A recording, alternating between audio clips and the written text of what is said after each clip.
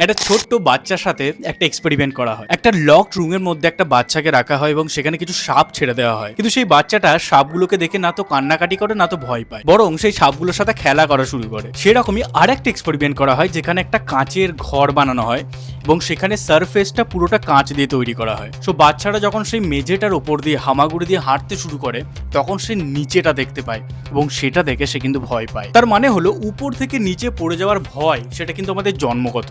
আরেকটা এক্সপেরিমেন্ট করা হয় যেটা নাম হচ্ছে লিটল আলবার্ট এক্সপেরিমেন্ট। সেখানে একটা বাচ্চাকে খুব জোরে জোরে শব্দ শোনানো হয় আর সেই শব্দটা শুনে সে বাচ্চাটা কিন্তু কান্না করা শুরু করে। আরেকটা ন্যাচারাল ফিয়ার যেটা আমাদের আছে সেটা হলো যে লাউড নয়েজ।